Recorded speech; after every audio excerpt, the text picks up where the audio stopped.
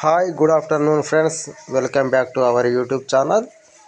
భారీ వర్షాలపై అయితే వాతావరణ శాఖ హెచ్చరికల నేపథ్యంలో జిల్లా కలెక్టర్లు అప్రమత్తంగా ఉండాలని తెలంగాణ ప్రభుత్వ ప్రధాన కార్యదర్శి శాంతికుమారి ఆదేశించారు. ఉత్తర తెలంగాణలోని 11 జిల్లాల్లో ఈ నెల 20, 21 తేదీల్లో భారీ వర్షాలు కురుస్తాయని వాతావరణ శాఖ హెచ్చరించింది. జూలై 20, 21 తేదీలలో 11 జిల్లాలకు ఆరెంజ్ అలర్ట్ ప్రకటించిన నేపథ్యంలో జిల్లా కలెక్టర్లతో సిఎస్లో టెలికాన్ఫరెన్స్ నిర్వహించారు.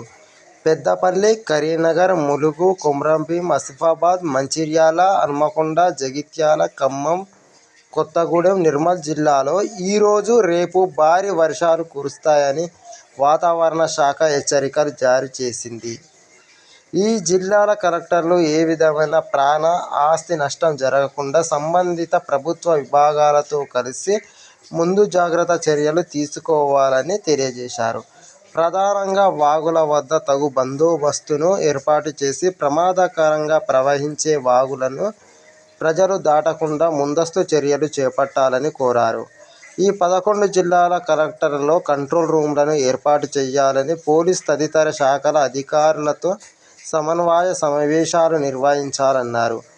ఏ విధమైన సహాయం కావాలన్నా రాష్ట్ర రాజధానికి ఏ సమయంలోనైనా సంప్రదించవచ్చునని ఆమె అన్నారు.